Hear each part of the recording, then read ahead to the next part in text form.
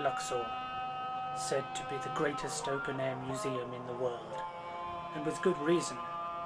From the city on the east bank of the Nile to the Theban Hills in the west, Luxor plays host to an incredible collection of ancient sites.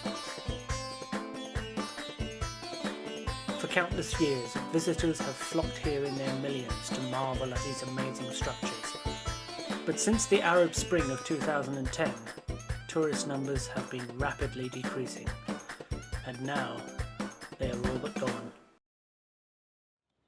The 5-star Steigenberger Nile Palace is one of the finest hotels in Luxor, and yet now in July 2013 the occupancy is down to just 2%. The story is the same all over. The St. Joseph is a terrific 3-star hotel boasting an amazing view from its roof terrace, but there simply isn't anybody there to see it.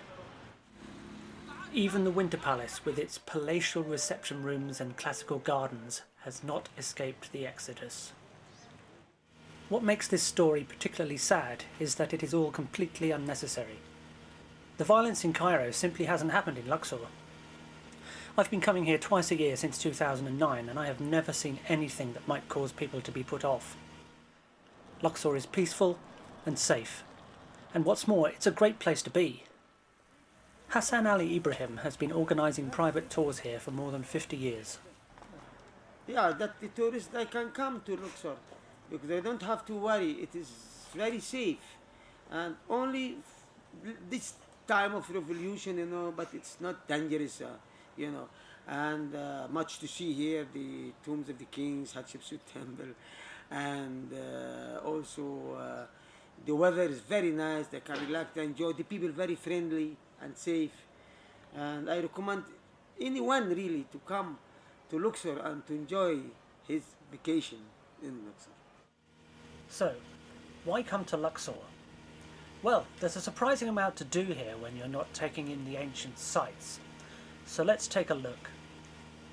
Why don't we start with a Kalesh ride through the city? People tell me they're worried about being ripped off, but if you obey a few simple rules, you'll be fine. Always agree a price in Egyptian pounds before taking any service. And never forget, you're in charge. You will almost always have to haggle, but you will learn to enjoy it after a while.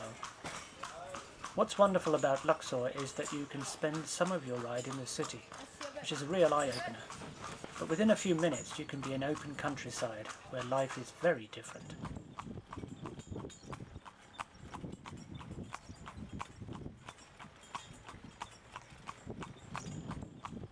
Okay, let's head back to the city for a relaxing drink in sight of the fabulous Luxor Temple. Cafe Latte is a brand new coffee house serving a great selection of coffees and juices. And with a view like this, you'll probably want to take your time. If you prefer a beer, Ali Baba's is just a stone's throw away, and it too has the same stunning view.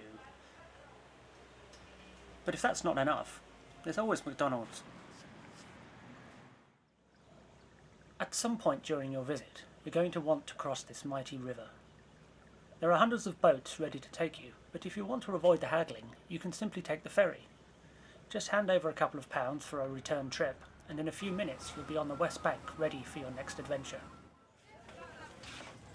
The West Bank of the Nile is a much more peaceful place, and a short walk will take you to country lanes where the houses are still made from mud bricks that dry in the sun.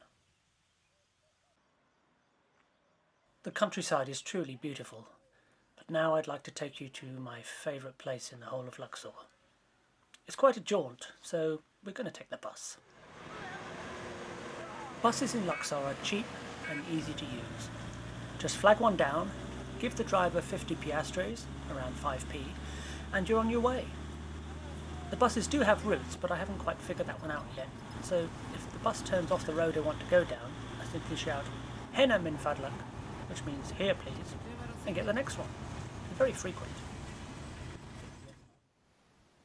I've taken the bus to Old Gorna, which is a village due for demolition at the foot of the mountain. From here we take a left and first right towards Deir el Medina, where we find this staircase. It's a long way up, so let's see if we can speed things up a bit.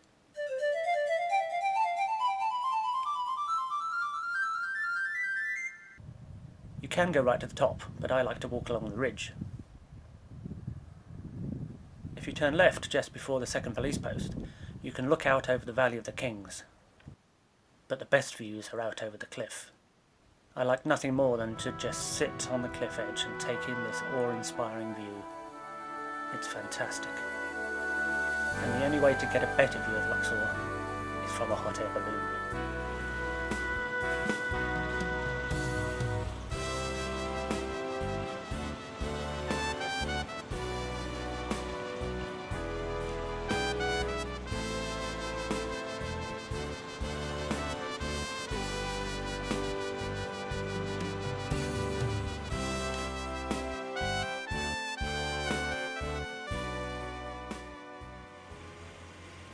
After a long day of sightseeing, I'm sure you'll be ready to eat.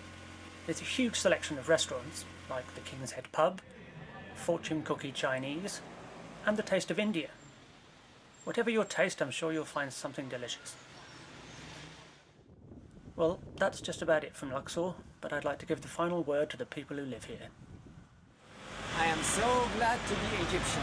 Luxor is one of the best part of the world. We are the lover of the guests.